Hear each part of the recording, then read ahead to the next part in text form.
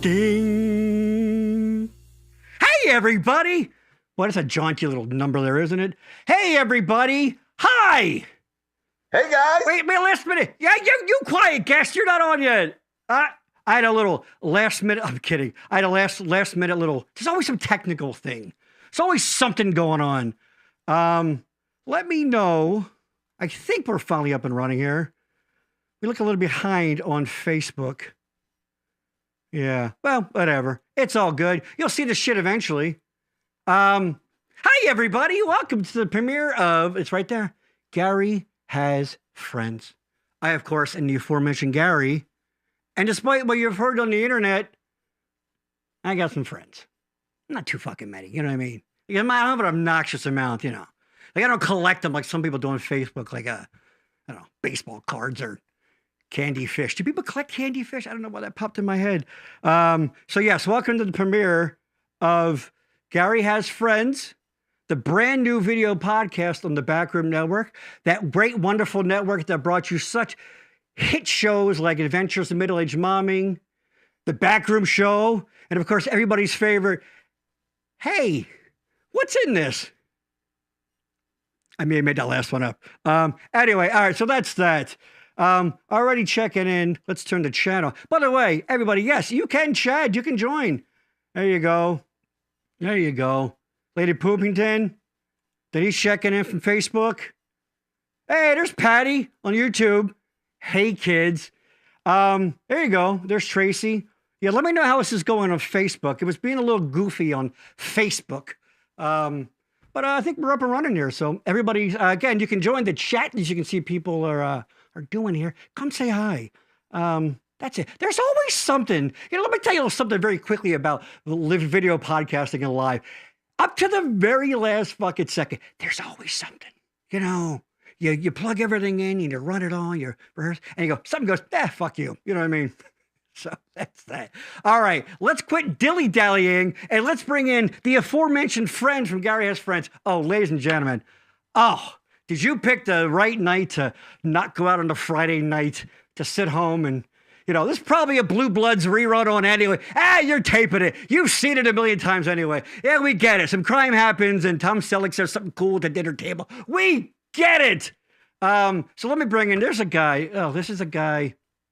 Tell you what, if you were on the Boyertown in the 80s, this is one of your favorite guys. It's a lifelong friend of mine, about as nice a guy as they get. Please, a big guy. And by the way, if I accidentally say back room at some point, it's because this is the first time. I do the back room show all the damn time. This is the first time doing this one. So who knows what's going to come out of this fucking pie hole. Please, welcome the very first premiere episode of Gary Has Friends. There he is, Mike Ruppert. There he is. Mike Ruppert, by the way. Hey. There it is. I don't know if you can see it. Rock Soldier 818. Rup, welcome. First of all, thank you for coming on this very program. Hold on, I do a couple of things. Do me a favor. So if you saw, I don't know if you could see it, people. It was kind of hard to read there against his light shirt. I'll show it again. It says Mike Ruppert, Rock Soldier 818. Now, for the uninitiated, all right, for those who, unfortunate souls, you poor bastards, aren't very versed on their history, as it were, and of course, by extension, any solo projects that came out of members of KISS, please take a quick moment, and actually, I'll take the time to do something I have to do real quick anyway. Take a moment to describe what it means to be Rock Soldier 818. The floor is yours, Mike Ruppert. Go. It's a lifelong journey, brother. It's been a rough road, but it's a great road. No, but what is it? Like, where's it come from? So the whole thing was back in the 80s, Ace Frehley had left KISS. Yes. He started this band, Frehley's Comet. So I got like the first cassette. You remember those cassettes? Remember singles? In it, you could send away to be a member of the fan club. So of course I was like all over that, you know? And I signed up and I get this thing in the mail and it's like, it looked like it was like handwritten, like by who knows, you know, like there was probably like 5 letters that they got in the mail. Right. But I got my little ID card and it said Rock Soldier number 818 in Sharpie marker. Right. I wish I still had it. I love how you say 818 too. That cracks me up. It's not 818. Why is that exactly? Explain that. Why? That's a good question. I don't know. There's no answer to that. Oh, looks good with subtitles. Oh, hold on. Yeah, you can turn that off. I meant to turn that off. If that's annoying, I apologize. There's a setting in Facebook about live. Yeah, whatever. You know. And you know what? If you can't turn it off, you know what? The price of eggs is out of control. There's rougher things in life going on right now. They're like $4 a dozen. Insane. It's insane. Christ. Like what? Do the chickens request a raise? Exactly. Goddamn chickens. So yes. So Roop, of course, and yes, you may have heard something very important that he said. It was before the internet, before all that, there was this thing called fan clubs, right? And you had to, like you said, you had to write or send something away. Yeah, you had to send a letter. Yeah. A self-addressed stamp envelope. Oh my God. There's a phrase you don't fucking hear anymore. Wow. Old heads like us are going, wow, the self-addressed stamp. Does anybody out there, anything require a self-addressed stamped envelope anymore? How's that work? Not unless you send away your proof of purchase for Captain Crunch inside. Exactly, right. So there you go. So exactly. So, we're talking, it's going to be, what is this? The old SASE. I don't know what that means there, Lady Poopington. Self-addressed stamped envelope. Oh my God! I think I just said. I don't do shortened words. I don't know. I like if someone says, "Oh my God, the cops are," I don't say it's the FBI. I go, "Is it the Federal Bureau of Investigation?" I don't do abbreviations. People go, "Well, it saves time." Well, you know what? I don't like to save time. I like to give them the due respect and call it I apologize. It's the thing I just said. Yeah, that exactly. All right. So everybody, Roop, thank you for coming on. Whatever the fuck this is, this dog and pony horseshit show. As you can see, and we'll get into this, you can see behind Roop, yes, those are actual console video games, like the kind you played in the arcade back in what I like to call the day. And we'll get into that because Roop's a very nostalgic guy. Oh, by the way, if you see, he's not actually, you're not actually having it, but because they stopped making that, but. I went into the Wayback Machine to January 29th, 1992. You mean this? Yes. My pal Roop, when he came over to record an episode way back for the audio version of this, when it was just an audio version, he brought me a gift that to this day and will forever adorn the Backroom Studios. So this was the beer of our youth, this cheap swill. And, here's the thing. They say kids don't drink. And we would never tell children to drink, but this was the beer of our youth. Holy shit. Bobby Karashek it in. Sup, bitches. Got any rot gut to liven this shit up? Yes. Rot gut. By the way, Bobby, I love you like a brother. We've been friends a long time. Next time I see you, I'm going to punch you for saying, sup, bitches. Come on, stop. I know you got young kids, and I know you're trying to hold on to your youth, but come on. You're like us. You hit that 50 mark, and, your balls are dropping. You don't get to say sup bitches anymore. And guys our age, you don't get to wear the backwards hat anymore. Unless maybe if you're black, then that's cool. That's cool forever. Whatever, doesn't matter. But yeah. So Rock Gut was a wonderful concoction that young Mike Ruppert here used to make for us to drink out of. It was really no recipe. It was if you had it, you threw it into a bottle, but then you had to add. What was the secret ingredient? Blue boil. I don't know. Some blue. It's called Blue Boil. It was like I don't know. I forget what it's called. Some kind of horse shit. So so that's what that's about. Terrible. It's terrible. Not good. That's not good. No. So yeah. So we were talking about the you being Rock Soldier 818, which is funny because there was also the Kiss Army. Right. Yeah, all those things, they really focused in on that military, like aggressive thing. Yeah. You know what I mean? Now speaking of Kiss and the offshoots, there's a little lesser known one that I started. It's not as aggressive as the soldiers of the Army. It's the Vinnie Vincent Scouts. Vinnie Vincent invasion. The Vinnie Vincent. That's a real. There's like two people maybe right now. They're going, Kiss joke. That's funny. Have you seen that guy lately? He looks terrible. Looks terrible. No. Terrible. I'm also starting. I don't know if I told you this. I'm starting a car club. The Eric Car Club. All right, that's it. That's it. Enough Kiss references. That's it. If you tuned in here, let me give you a little warning, a little heads up, folks. It's an hour and a half of this bullshit right here, all right? This is it. Oh, strap the fuck in. Hope you like fucking Kiss and walking down memory lane with two fucking old heads there. Two guys, by the way, on a Friday night in our basements. Hey, kind of like when we were 17, because it wasn't like we were out fucking scoring. Yes, Bobby, blue boil, correct, exactly, whatever the hell it is. That's it. Some sort That's of, I don't know. ingredient. Somebody Google that shit, look it up, and let me know. It was terrible. It wasn't good. But again, well, it was like everything from my parents' liquor everything, cabinet, that we just mixed a little bit of each because I didn't want them to know. Not that they ever drank, so I could have taken a bottle, they would have never known. Wink. Exactly. It was called rot gut. It wasn't it wasn't called, that's tasty. No. No, it certainly was not. Not at all. No. All right. So everybody officially welcome to the premiere episode of Gary Has Friends. Let's get the plugs and the whatnot out of the way, Rube. What do you say? Now, I don't have any kind of official Facebook page for this specific show, because let's be honest. Now, Rube, you don't even do social media, but you know what? No. People ask me to do. That's about it. What's that? I am on TikTok. You're on the TikTok. Which is funny, because that's like the last one you should be on, you creepy old man. But anyway, the Chinese are using it to get to your home computer photos or whatever. I don't fucking give. Dude, what are they gonna find on me? Files. I don't care, dude. They're gonna find our shit and go, Jesus Christ, you know what? Forget it. Yeah, they don't want to see the stuff that we know. If Alexa wants to listen to the stupid conversations that go on in my house, have that. Yeah, man, they're talking about toenails a lot for some fucking. I don't know. The guy's got an ingrown toenail or something. I think there's nothing here to. Let's just move the fuck on. Exactly. They're not gonna. There's nothing they're gonna find out from us.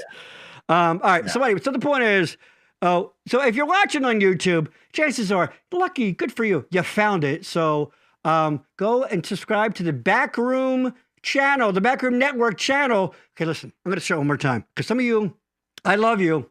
Some of you are a little freaking slow sometimes, all right? Here's the deal. All right? Oh, here's the deal. I'm going to show it once again. Okay. At some point in the not too distant future, all right, maybe not now because you're watching, whatever, go to YouTube. Go to YouTube, okay? Type in The Backroom Network, all one word, no spaces, all one word. Okay, you're going to see something, a logo, you can see the Backroom, and you're going to see a subscribe button. And what you're going to do, Rube, take a guess what they're going to do. They're going to like and subscribe. They're going to fucking hit that button. They're going to subscribe. Because I know a bunch of you are watching tonight, and if I don't see those goddamn subscriber counts go up on Facebook, we're going to have a fucking problem. I do a lot of fucking favors for you. Bobby, I'm looking at you. Remember that time? That thing that happened? And I'm like, I didn't say a fucking word. Well, guess what? The time has come to pay. All right. And as I always say, this, of course, costs you nothing except for your valuable time. And if you watch this entertaining program, and you don't take 2 seconds to go like or subscribe shit, you're stealing. You are nothing more than a common petty thief. And is that what you want your kids to think about you? Think about your kids. Hold on. Let's check in here. I'm having some technical. There we go. All right. Yeah, we got nice people here. And also on Facebook. That's right. There's two, big fucking time. The Backroom Show and the Backroom Network. Go like those. Anything about this show, you'll see it on there. We'll probably go, I don't know, once a month or whatever. Whatever. We'll see if you guys respond to this Dog and Pony show. Also, what was I going to say? Yeah, join the chat, of course. If you hear my voice, get in there. Jump in. It's your old pal, Roop. A lot of you. Say hi to him. Because let's be honest. I mean, look at this good-looking show tonight here. You know what I mean? It is pretty quality. Look at these studs here. You know what I mean? Hey, someone call Tom Petty because I just found a couple of heartbreakers over here. You know what I mean? Wait a minute, he's fucking dead. He's dead. That's right. Oh, God, David Crosby, by the way. Thoughts and prayers. I know. Sad. Thoughts and prayers, David Crosby. I tell you what, there's a guy I respect because he, even going bald, did not quit on that fucking haircut, did he? No. That motherfucker goes, you know what? He locked it. What are they, you know what? What's that term? Oh, skullet. That's it. When you're bald. I've never heard that. But you got the long hair. He was rocking the skullet. Yeah. So good for you, David Crosby. Thoughts and prayers. So yes. So go like, subscribe on YouTube, Facebook. By the way, just hint, the Backroom Show and the Backroom Network and this very program always looking for sponsors. So, get a hold of me. Gary at Backroom. You can email me, Gary at backroomnetwork.com. Get yourself a beer. Maybe you should hit up Red, White, and Blue for some sponsorship. There you go. You know what? Something tells me they're not going to return my calls. And let me very quickly plug. Yeah, this is an old schedule. I got to update this thing. But so we just had this is the Backroom Show. This coming Tuesday, brand spanking new episode of the Backroom Show on YouTube, and I'm going to simulcast it. That means it's going to be in a couple places, fancy word. You got Matt Deterior and Michael Colby from Jack Billings Presents. That is a scripted comedy podcast. They're going to come on. They had me on their show. I did a couple of voices for it. It's fun. It's a really fun show. Fun guys. Talk about what goes into making a podcast, comedy scripted podcast. And then on February 7th, we're going to have my old high school pal, Trish Ortlip, is going to be on. She is an orthopedic surgery nurse. I think that's bones and muscles and stuff. I don't know. I'm just a jerk off talking to his buddy in the basement. She, I believe in April, is going to be going on a medical mission trip to Honduras. So they're going to people that either can't afford or don't have access to some medical care, they're going to do some surgeries and some medical care for them, and they're also going to give them some supplies and things. So that's what the world needs right now. When I heard about that, I'm like, I want to get Trish on because it's going to be fun, and I think the world needs a lot of love and good feelings in this way. Right, Roop? And then Amen. That's right, baby. And this just in, it's official, on the 21st. I'm going to have two people, friends of mine, that are both involved in different dog rescues and things and animal rescues. Because if you know me, if there's one thing I like talking about, other than, like boobs, is dogs. I love my dogs. We all love dogs. So we're going to be talking about rescue dogs. And hell, you know what? Share pictures of your dogs. That'd be fun. We're talking dogs because who the hell, if you don't love dogs, you know what? You're no friend of the Backroom Network. Am I right? That's right. So go to hell, you piece of shit. Wow, that got aggressive. That's that. Let's go back to the chat here. We got Patty once again. When we were in high school, there was a mass conspiracy to make Roop and I a couple. He didn't give me the time of day. Oh, Patty, don't blame him. Maybe he was intimidated by you. Maybe. Okay, hold on. You know what? I don't want to put this on you, Patty, but maybe you're too sexy. Do you ever consider that? You selfish bitch? All right? Maybe. Don't be so fucking selfish, Patty. Maybe you are too damn sexy. Okay? So there you go. There you go. Yes. Tracy, we were lucky. Not to go back to the plug, but please. Is that Matt from your old co-host from the Backroom Show? Yes. Okay. What about him? No, you were having him on again. No, that's not him. That's a different Matt. Okay. But Matt actually has been on. He's been on this rendition of it. Of the video version. Go back. It was called oh, right. We also had another guest on who she air quotes, she lied about being in a spelling bee, so I named the episode GAL. It was the word that she had to spell it. But anyway, so Matt's in that one. So yeah, check it out. Yeah, you check out the entire catalog, the backlog of Backroom Show episodes. There you go. Yeah, we were lucky enough to see him live at Folk Fest pre-COVID. Wow. Love Crosby. That's awesome. Holy crap, Roop. Hi, Uncle Mike. My dad said the only way this gets any better if he was live from the Party Palace. Is that your nephew? Yes, it is. Anthony Ruppert, check it in. How you doing, buddy? Yo! You know awesome. What? We'll get into. Okay, I want to say we're gonna try to avoid too many you had to be there stories, because that's maybe enough. But we're definitely, it's unavoidable. We're going to tell some stories, probably get into stuff, accidentally stumble in some stories, because I think the ones that we will talk about will probably be like ones that everybody can identify, because everybody's got that friend or this guy, the guy that did that. Has that story. Yep. Abso-freaking-lutely. So it's not going to be so like, hey, remember that time at 1, 2, 3, 4th Street? Like, who gives a shit? But there'll be some stories and things. So that's for sure. So thank you for checking in, young Anthony Ruppert. How old a fella is Anthony? Anthony is 22, 23. Oh, so he's a grown-ass man. Yeah. Oh, I was worried about like he's a kid. Oh, kiss my ass, Anthony Ruppert, you piece of shit. I'm kidding. I'm kidding. You know what? You're Roop's nephew, so in my book, you're aces, my friend. All right. So thanks for watching, dude. Oh, Tracy Brandersell. There she is. Hi, Gary. Hi, Mike. Hey, guys. Tracy.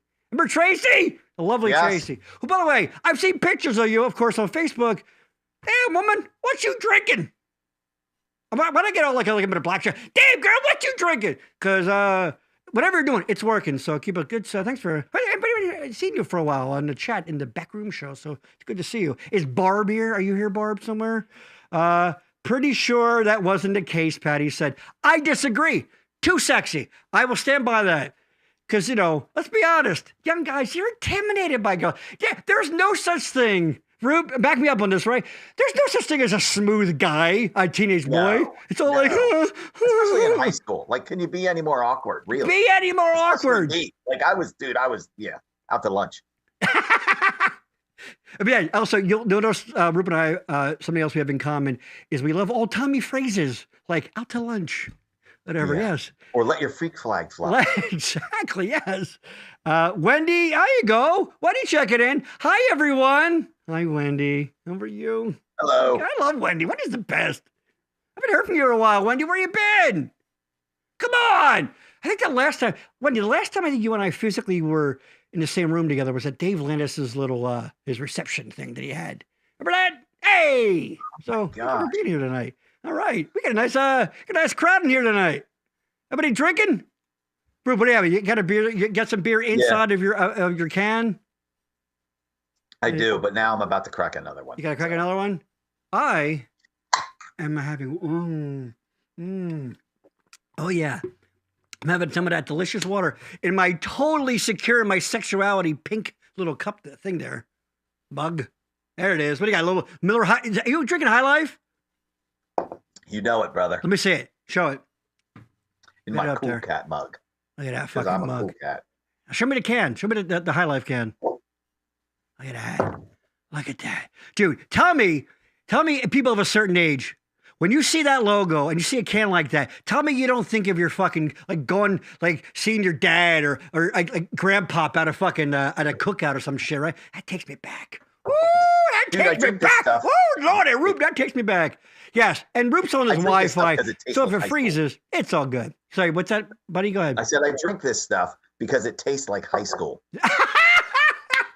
Of course, as I said on the backroom show a few times, I'm on a little beer hiatus. Yeah, that's awesome, man. You know, Budweiser, baby. And you know what? I heard my that's right. That was your poison. Budweiser, whatever. You know what? I don't give a shit because guess what? It's fucking beer. All right.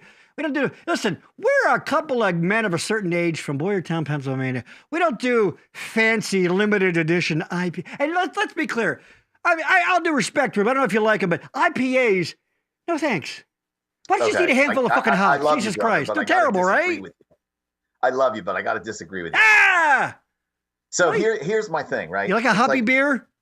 Yeah. So like if I am like mowing the lawn, it's like I want to like chug like a Miller Lite or like a PBR. They literally call them lawnmower beers, yes. Right. But like IPAs, it's like drinking a loaf of bread. It's great. I love the taste. Right. But yeah, no, you cannot be cutting the grass with no, and drink it an IPA. No, drinking a fucking IPA.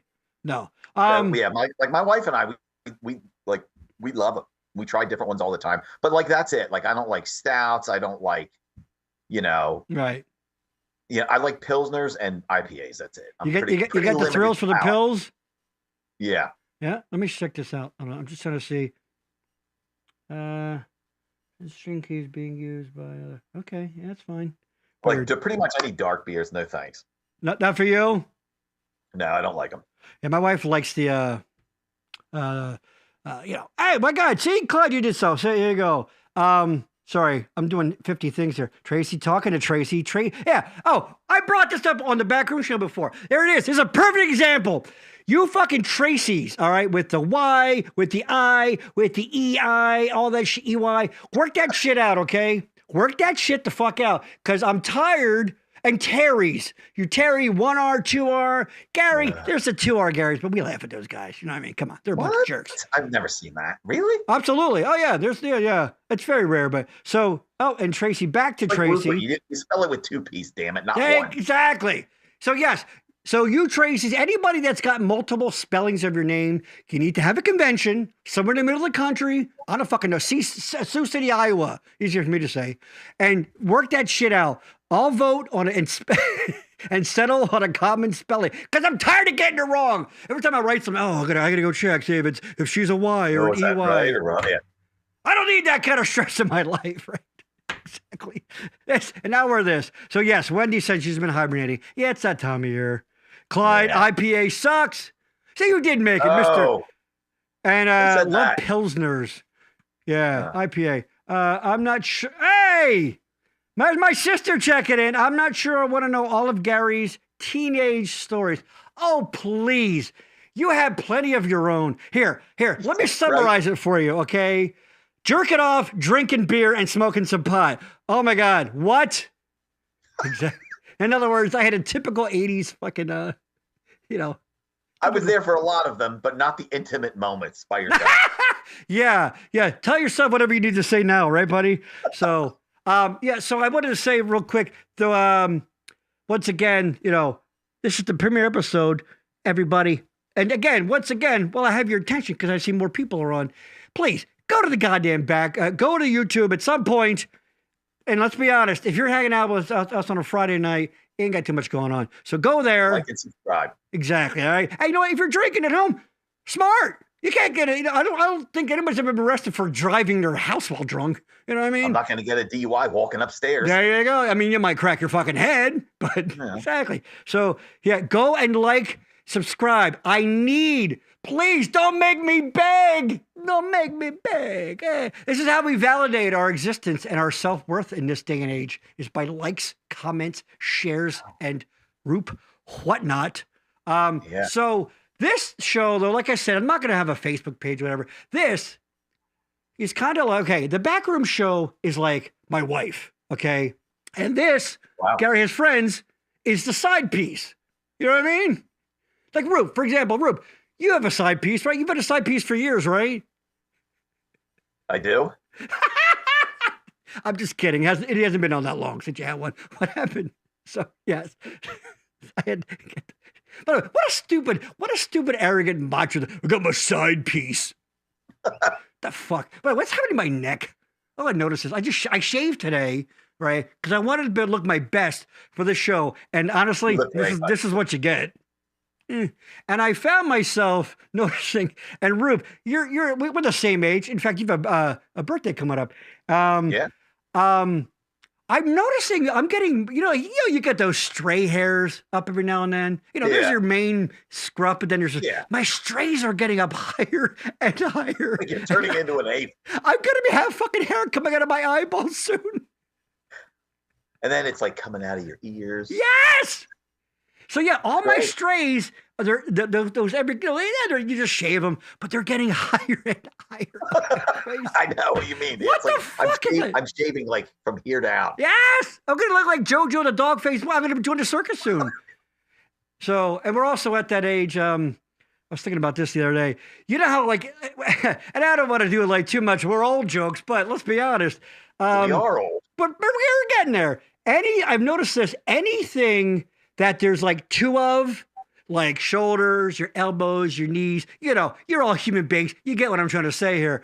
You have at least one thing that you refer to the good one and the bad one. Am I right? I bet you have this is my bad shoulder. I got a bad shoulder. It gets a little sore. So do you have a good one, bad one part of your body anywhere? I'm pretty good, man. I mean, bullshit. Oh, you know why? Because you never got fat. That's why. I'm pretty good. I have the start of arthritis in my thumb. Right. My left thumb. Right. That's it. I'm pretty good though. Oh, yeah. Thanks for ruining my bit, asshole. I'm just kidding.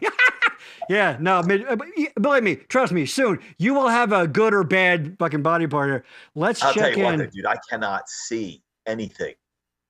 My vision. Oh, that's true. You do have bad eyes. So there you go. So you don't have a good, but you have a bad two of them. Yeah. Look at that. Wow. Look at his glasses. Amazing. Look at this. When did you start looking like a middle-aged homosexual librarian? What's going on there? That's the look I'm going for. That's a look. Nailing it. I'm nailing it. Nailing it. All right, so let's get back to the chat. Tracy, call my mom about the spelling of my name. Shut up. No, you shut up. All right? Work that shit out. Tracy's. There's too many Tracy's. I don't think my scratch. Clyde, love my sister. Exactly. He sees it. I'm not going to say what you say her because that's your business, but it's a business you go to. Hey, Roop, you keep a tape measure in the bathroom like the breeze taught you. What's that? What's that all about? About measuring your shit? I don't know. I don't know what he's talking about. I have no idea what that means. Maybe your dick?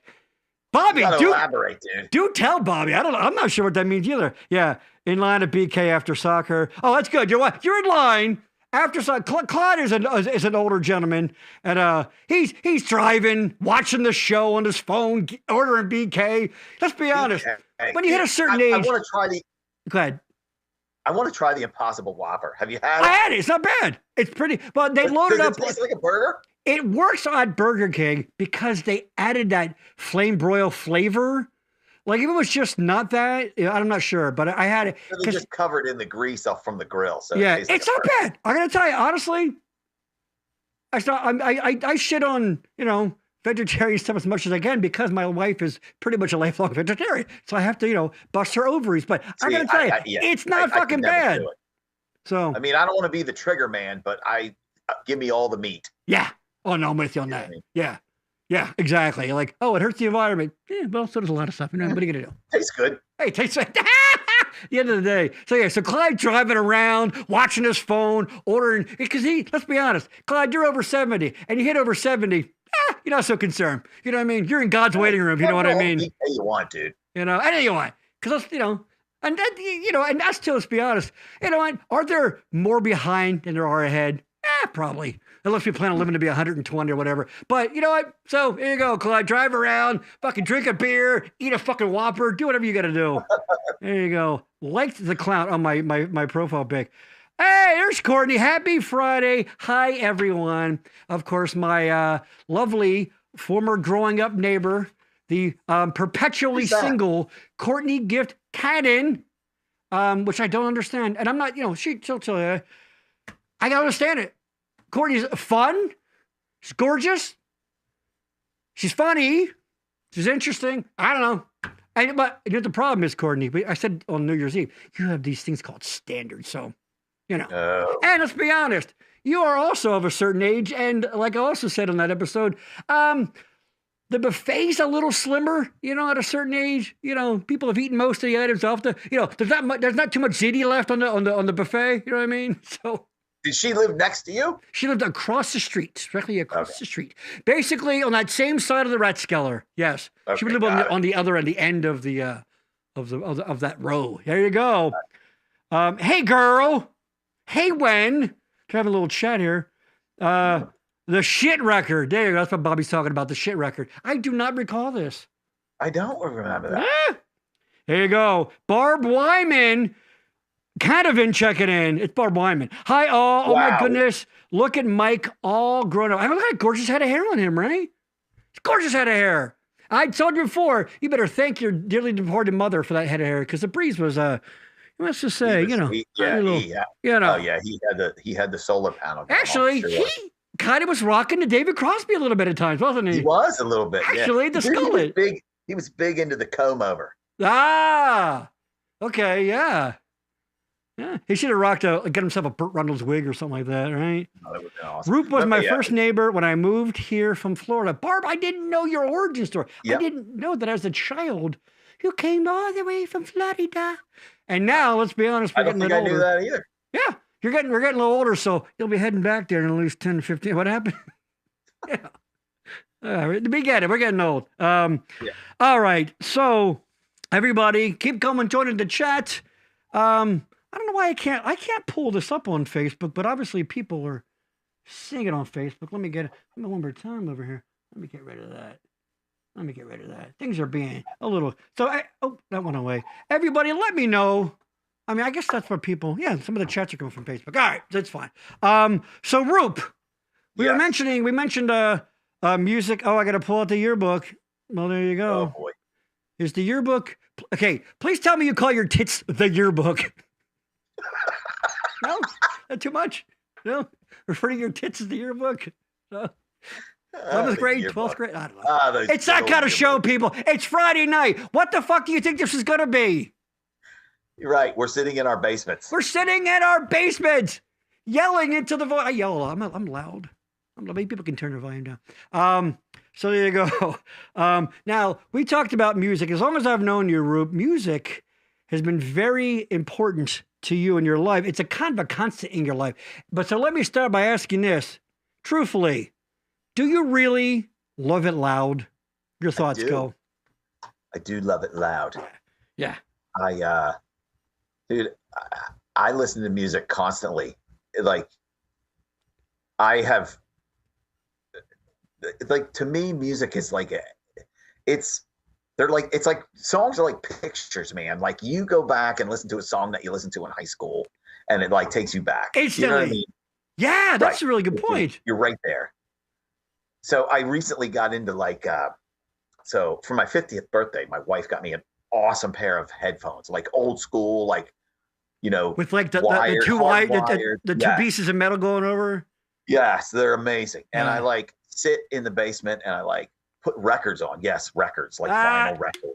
And I sit in the dark, like at like 5 o'clock in the morning on the weekends and listen to records. And like I have heard stuff on albums that I've been listening to for 30 years that I never heard before. It just blows my mind. Like I don't care how old I get, like that I'll never lose that. Like to me, it's like that's when you when you put on those headphones and you hear like, oh, they had that panned all the way this side, or listen to the drums coming out, Right. And what freaks me the fuck out is when there's dimension to it too.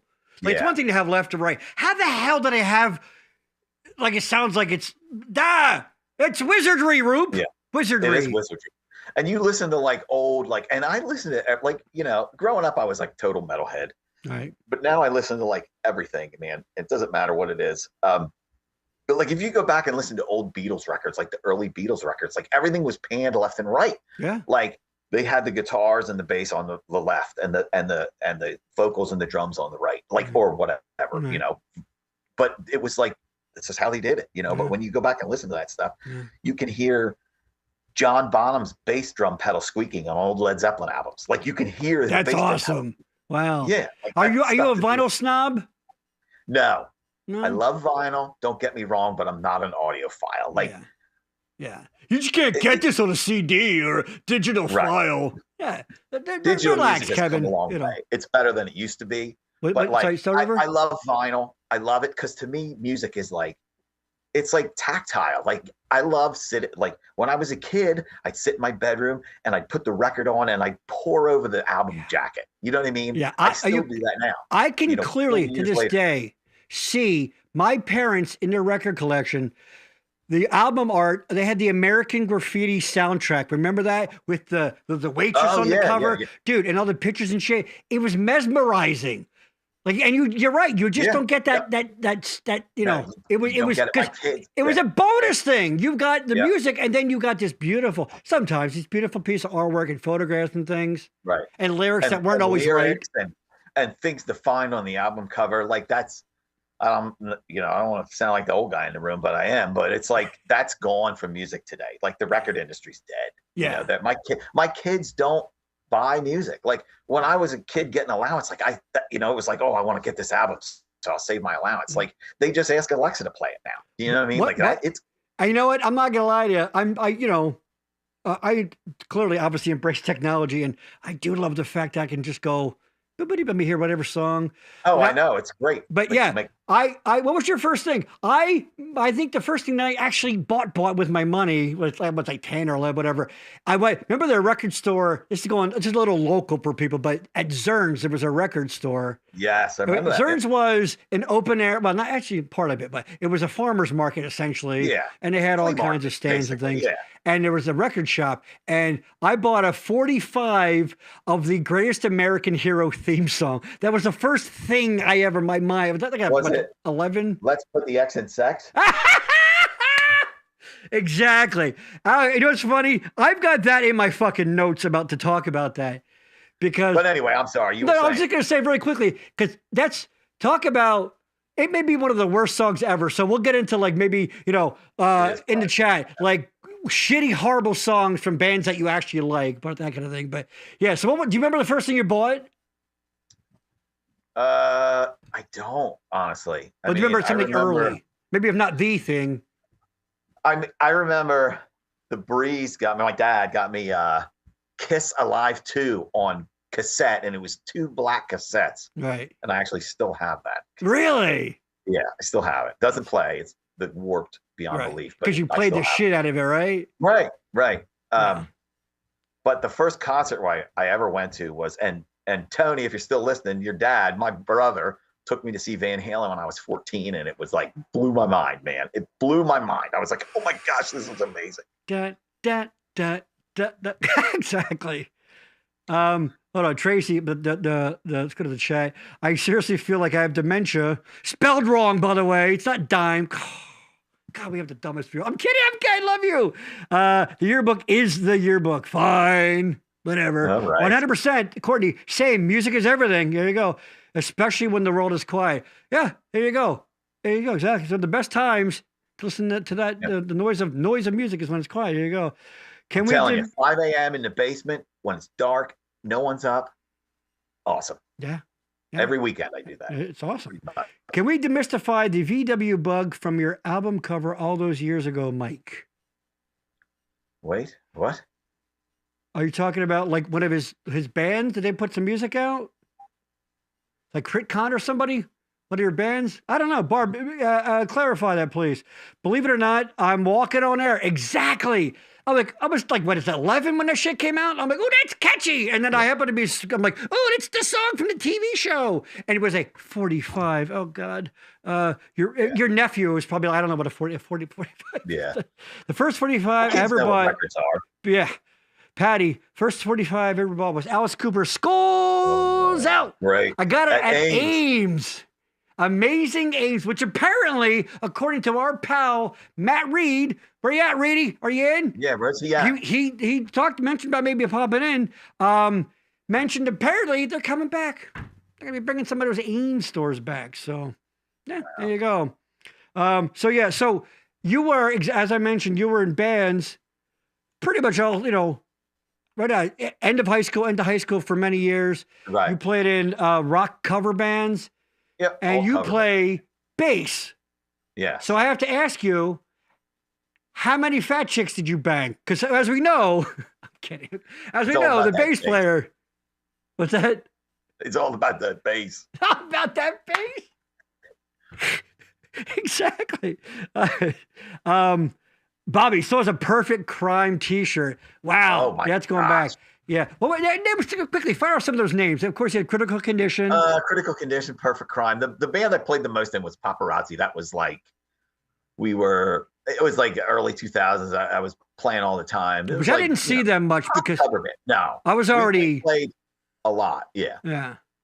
Like that was, I mean, I was playing from Wednesday to Sunday pretty much. Now. Every night. Yeah. Yeah. You and it was like a bunch of guys that I had known from, back in the day when we were all metalheads and we were like, let's cut our hair and play pop rock music and play covers that everybody wants to hear, right? And make money. That's what we did. You know what? I learned early on that like I can learn songs. I cannot write music. Huh?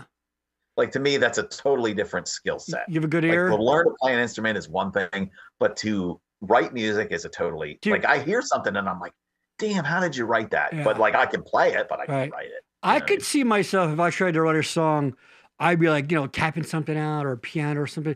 And I'd be like, hey, this is pretty good. And like 3 minutes in, I'd realize this is totally a song that's already a famous song. Yeah, right. Like, there's only so many chords, right? Yeah, that's true. I mean? That's true. I'm like, oh, fuck. Great. I just wrote Detroit Rock City. What the fuck? Ah, shit. Yeah. I mean, how many songs do you hear that you're like, that sounds just like. Constantly. Ask my wife. I'm like, oh, you know what that song sounds like? That sounds, and I go, listen, bop, bop, bop. I'm like, I'm still like, hold on. Actually, it ties into this. Courtney, first 45 I bought was Heartache Tonight by the Eagles. the Pina Colada song, Yeah. and then Rupert Holmes. Rupert Holmes, right? exactly. That and Hotel California are strangely alike in points. Oh, they're I forget how good, but there's parts in that. I feel like fuck. I know I speak it all the time, but it's fun. Like you said, you can hear other songs in other certain songs. It's kind of weird, right? Dude, again, there's only so many chord progressions. Only so many chords you're gonna play. Yeah, there you go. I bet you at some point Mozart was writing something. He's like, fuck, that sounds like what the other guy fucking. God, this is bullshit. I need more papyrus, please, and bring me a new quilt pen. This tip is, I don't fucking know. I'm assuming that's how it went. He had a band, did a black and white photo with a bug. Oh, I remember that picture. Do you know that was my mom's car? I rode around in the dark thing as a child for years till she sold it. Is this coming back to you now? I do remember that. Yes, I do remember that. I probably have that picture somewhere, but I do remember that. Yeah. Because I remember. Yeah, I do remember taking that picture. Yeah, that's funny. Yeah. Oh, yeah. Same kind of melody. Exactly. Then it resurfaced in this picture. Oh, I see. In your brain that came back. Yeah. Yeah. It's, we're, what you call the old heads there. We've been around for a little bit there. You know what I mean? A little bit. Little bit. So, yeah. So what are, without getting too lengthy, what are some couple of favorite bass riffs that you're a fan of? That's not like, Under Pressure or something, or right. whatever.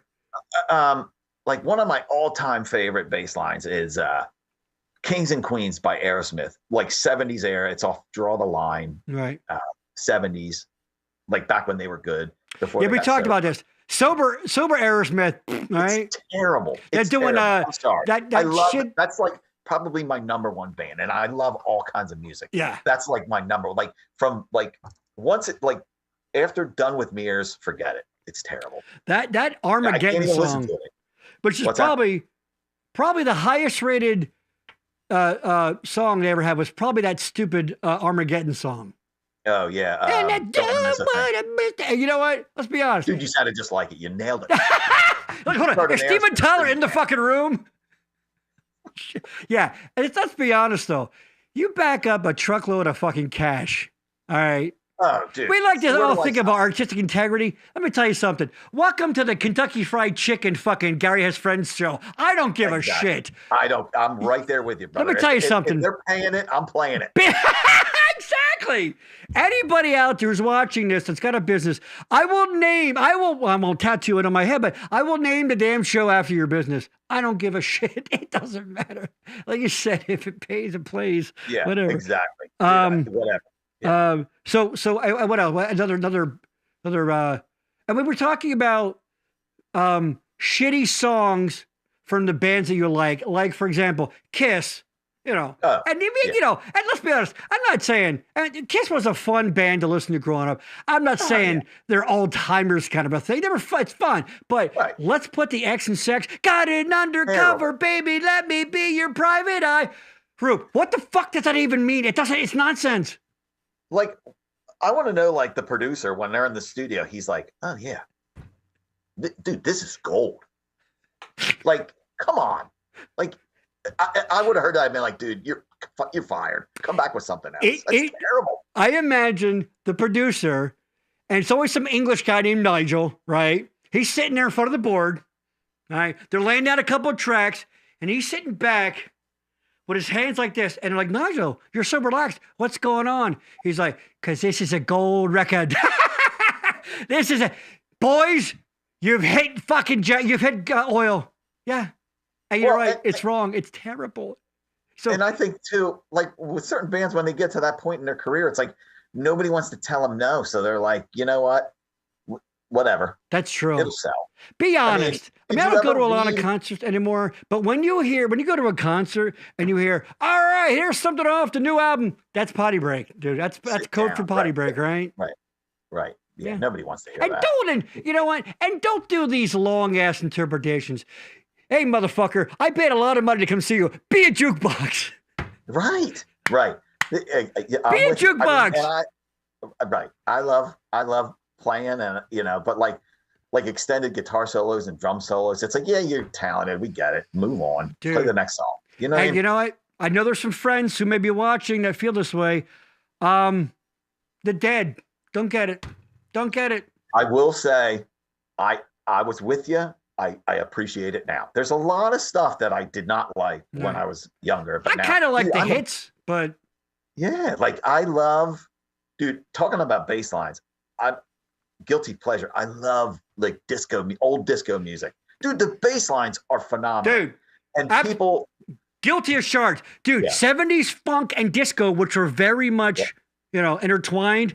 Yeah, fucking love it, and I am not ashamed to admit that. Fuck yeah, dude. Fuck yeah, disco is all right, man. Like old Rick James stuff too. Yes, awesome. Yes, I absolutely couldn't agree more. Yes, that is definitely what I'm gonna give a guilty pleasure. Talented. And those, like all those disco songs and all that stuff, like the bass player carried the song. Absolutely, you're right. Big fat bass licks. Yeah. Jazz. I've been getting into some jazz. Little Clifford Brown. That stuff to me is like I can't play that like that. Yeah, it's like it's unstructured, but it's structured. I don't know. I like it in small doses, and then I go, "Now you're just making." You got to be in the mood for it. Yeah, I like some jazz. You got to be in the mood, right? All right. Tracy's just saying what band? Yeah, I mean we all know, but come on, man. Okay, dementia. Sorry, I spelled it incorrectly. Exactly. Tracy, first the other Tracy with an I. Tracy Brander. What was that? By the way, is it pronounced Sill? I guess it just looks Sill.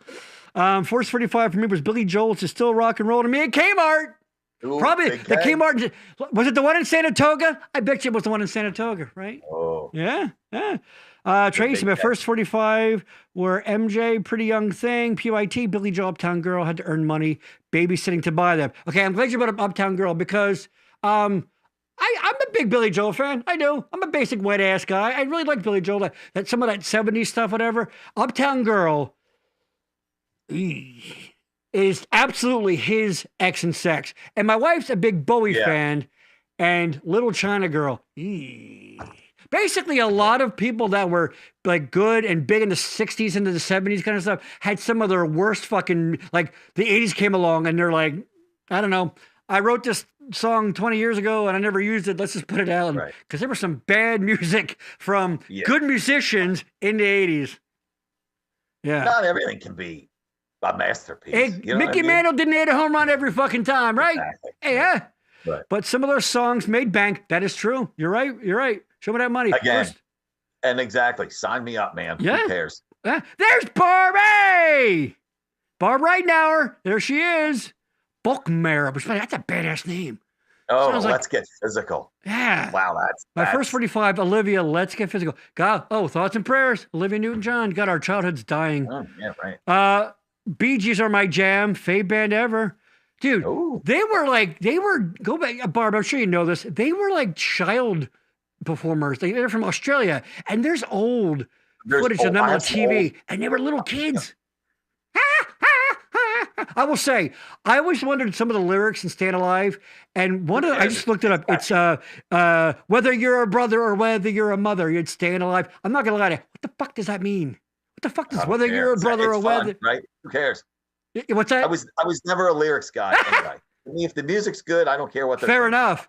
Oh yeah, dude. Yeah. My wife has corrected me over the years. Like, that's not how that goes. Like, I thought Footloose. I thought it was loose. You're loose. And she's like, it's loose, you're blues. I go, I don't like it now anymore. No, it's loose. Not. You're loose. Not the way I sing it, it's not. Exactly. You know, it's my interpretation. Yeah, exactly. Oh, listen, Leonard Cohen. All right, I'm sorry, I'm not true to the fucking music here. Exactly. My first Bee Gees, Barb again. First, Devo, Whip It, Pink Floyd, Another Brick in the Wall. Yikes. Yeah, well, we're getting old. But dude, I have tons and tons of 45s now. Yeah, really? Like, get them so cheap. Well, as you can see, hold on, I'll go to it. Remember that music video? For which one? Oh, Tracy, I'm not sure. Yeah, I think you mean Still Rock and Roll? I forget. Yes, Pottstown, Kmart, Saratoga. Yeah, same one. Hey, there's it. All right, check it in. Hold on. Stop the show. Peter Felterbush. You know who that is?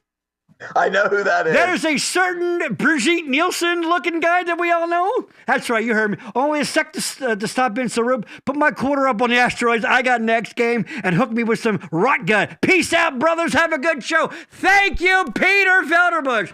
Dude. It's so good when it hits your lips. I think that's what it's saying. Yeah, that's our buddy, man. I don't know. He goes by a pseudonym. Let's just say some of my Boyertown people, you know who that is. Let's just say the Palace. That's what I'm going to say about that. So thanks for checking in, brother. There it is, bro. Holy shit. What's up? Yeah. You know what? Now it's officially a show. I love it. I love it. Love it. Boyertown Ames. There you go. Barb, LOL. Exactly. What the hell was I going to? Oh God, I got so excited there. Got so excited. What were we talking about? Records, 45s. Yeah. I know. Thank you, Rube, for saying that. Because I'm going to cut to your shot. If you look, Rube, point towards the jukebox. That right there on the far left of your frame, people, where he's pointing. That is a full size. What's the model? 19. There you go. Now you can move your computer. It's 1971 Rockola 444. Rockola 444. And you know what? Yes, everybody, if you've ever been to a freaking American Legion or a VFW, anywhere where your dad took you for your first drink kind of place, I guarantee you played a song on that fucking jukebox, and the cigarette machine was right next to it too. So there you go. Machine. Yes, Space Invaders. Roop is, and you know what? We can do it now. Roop is you're a very sentimental guy. Like you love stuff. And you know what? And you have this a little bit more. There you go. If it's not broke. A little off center here. You're fine. Half the audience is drunk anyway. You probably look fine to you. Exactly. You're a pretty sentimental guy. Now, as you can see behind him again, he's got full arcade console games. But here's the catch of them. I don't know about all of them, but some of them you actually gutted. Now they're the real games, like all the 8-bit graphics, but they're run from a computer, so you can play. So even though it's like a single game machine, you can have multiple games in there. Is that correct? Explain that a little bit. No, there's only one. Only the one. Okay. The one Arcade Classics has a bunch, like 60 different games on. But didn't you put a computer in one? I did, but I sold that because I'm constantly turning over what I buy stuff, fix it, sell it. You give a little side gig, right? A little side hustle, a little bit. It's a hobby. All those years hanging out in the shop wing in high school paid off. Thanks, Mr. Sheck. It's just a fun hobby. So I buy stuff and then I fix it, sell it, buy something else. Right. Yeah. And you're the last one go ahead. Good. Keep going, please. No, the last one I fixed was the asteroid, which took me like a year. Wow. But I figured it out finally. Do you have to? Is there a site somewhere like oldretrogameparts.com that you're a member of, kind of thing? And yeah, the National Arcade Preservation Society. Of course, it is. I'm a member. By the way, I can say that organization again. National Arcade Preservation Society. And you're a member. I am a member. I can't even begin to imagine the length of the pussy parade that must march down the street to every single member of the National Arcade Preservation Society. Yeah, I'm sure it's a long line. Just fighting off chicks left and right. Oh, I'm going to put a quarter in your ass. That doesn't make sense. Barb, I bought my Hubs a jukebox a few years ago, but it's much older. Anyway, listen, jukebox brag. I'm kidding. Is it one of those like neon hump looking one? Like it looks like a rainbow almost kind of thing? Is that one of those? Like old timey? Like a Happy Days jukebox? Some of those old ones are like, they're pretty valuable. They're gorgeous, right? Yeah, they are awesome. Now you sent me a picture and I could see, is every song that you have on the little tab, are they actually in that jukebox? Or is there a lot of those things just for decor? No, they're all in there. I make my own title strips. So I have a software program so it looks like the title strips that, would come with the records. Oh, okay. Yeah. NAPS. Oh, National Association. The president. Oh, NAPS. Oh, yeah, anyway. Say the group again, Rube. The National Arcade Preservation Society. That's it. NAPS. Exactly. Let's be honest. All the guys who are in the group are of a certain age, and at some point during the day, They need a nap. Yeah. Naps. I'm also a member of the American Historic Jukebox Society, which is equally as Is that right? Yes. Damn. Dude, I don't know how your wife lets you go out in public without a fucking all that. She must be so secure that you're not gonna. Yeah. I tease. Yeah, and I'm like the young guy in that group. Really? Old heads. Yeah. Like, yeah. Lady Poopington, I want a Cubert. Yeah, that would be pretty badass. Yeah, they're pretty salty. You know, the what? They're pretty. They're hard to come by. Really? Show up. Yeah. Damn. And there was the arcade that was near Seville's in Boyertown. Oh yeah. Yeah. I used to play Cubert there all the time. Once we, honey, that's my wife, by the way. Once we build the extension for the studio, we can get all this stuff out. Maybe put a Cubert. I'm just saying. No, not to brag, LOL. Yes, the late 50s one. He knows about all that stuff. Here you go. Yeah. Oh, that's awesome. That's pretty fucking cool. Okay, I'm going to shift gears drastically here. Roop, gun to your head. Could you still make a decent pizza? Go, because our young friend Mike Ruppert spent several years working as a pizza jockey at Carmelo's too. Yep, in the good old Boyertown. Yes, I could still make a pizza. Do you still make pizzas for your kids? Yeah. Come on, we're on a talk show. Give me more than let's go. Come on.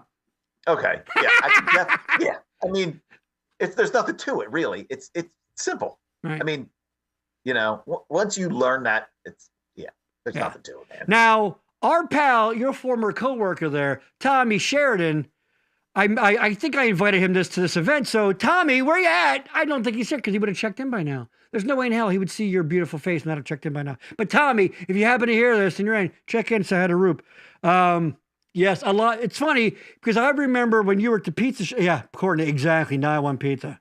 No shit, dude. No. Dude. Hold on, I'll go make one. What's that? Hold on, I'll go make one. You get like half an hour or so. I've been 15, dieting. 20 minutes. Pick up. Delivery? Pick up, dingy. Yeah, right. Pick up, dingy.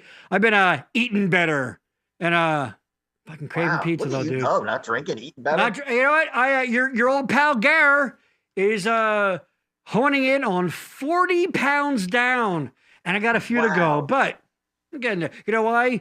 Because you only get so many fats in your life. So this is going to be my last fat. So that's okay. Let's be honest. After 50, it doesn't get easier. So thanks, Mike. Exactly. Oh, thanks. There you go. Exactly. Yeah. You keep waiting for that pizza. That's going to happen. In fact, I remember when you were working at the pizza shop. That was right around when we were turning 21. Roop's got a back to his birthday next week. A January birthday. Yeah. I'm in April, so I remember being like, dude, so like going in there like December the year before, whatever, turning 21. I'm like, dude, you're so close. And now we're both about to turn 52. Dude, I'll be 52 next week. What the fuck? I still don't know how that happened. What the fuck? Now let's be honest. We're still a couple of studs, True. Oh yeah. Well, like how, ladies. The amazing thing is, like, I don't know how it happened. Well, see, the Earth and the Sun. Okay, what happens? I know how it happened. The center of our. Oh, okay. I'm kidding. Right. It's insane. Moron that I always was, though. You know what I mean? I don't feel any different, dude. Right on. I sit in the mirror and go, "Who the fuck's this fucking chubby dummy bowling?" Oh my shit, dude. Because I feel you're right. We're still are the same old fucking jerk offs we were walking around town. Yeah. Gordon, exactly. How are we 50? I don't know. Right. And then I think, like, we were talking about this the other day. Like, you think about your parents and you're like, okay, my parents were my age. How old was I? And you're like, oh my gosh, like, I don't know what the hell I'm doing. Yeah. When you hit that age, when you remember your parents being like, I don't remember, whatever the hell, my dad would have been like, fucking. I remember my dad turning 50, Yeah, well, but that's funny. Someone just posted a picture. We have a picture of my dad. We had a little get together at the Boyertown Legion for his 50th. And I'm like, oh my God, I'm older than he was in that picture there. You're older than that now. It's fucking weird. Yeah. I don't know. Yeah, it is weird. You've made many good decisions. We are still here. That's true. We made a few bad decisions along the way too. You know what? Barb brings up a really good fucking point. Do you ever find yourself reflecting back, and you and I weren't bad as far as like, we did, shit young people do with drinking a little bit or whatever. But there are sometimes, like, I definitely remember being in the backs of cars, being like, oh my God, some shit's gonna go down. I really wish, or somebody's fucking driving too fucking fast and, everybody's a little, whatever. And you go, oh God, please let me make this out of here alive, because not everybody does. Not to get all dark and everything, but. Do you remember we were like in high school or right out of high school or whatever. And I remember you telling me this story all the time. You and I would be driving around, maybe, drinking or whatever. Right.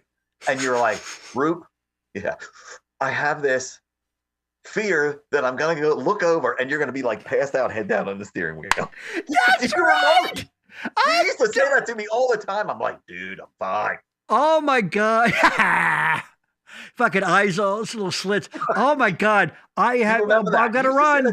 Like more. Hold on. Good to see you again, Gary. Mike, it's fun to see you again. Brought back a lot of my childhood with your family. Oh, thanks, Barb. Barb's a regular viewer. So thanks, Barb. We love you. Thank you. Hey, Barb.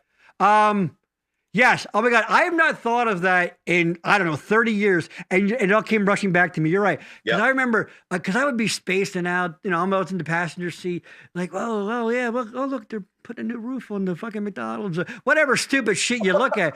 And you go, and in my brain, I go, I haven't looked over for a while. And I always had this irrational fear. He's passed out, but he's driving fine. You know what? I'm not going to lie to you. Keeping it between the fucking lines there, doing good. And I always you're right. I had this fear. I was going to turn around and you were just going to be.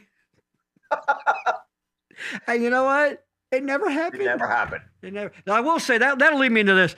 The only time I ever in my life saw a UFO, I was with young Mike Ruppert. Oh, but by the way, the only time, what does that even mean? Like, how many times do people see UFOs? But now we may have been a little bit in an altered state.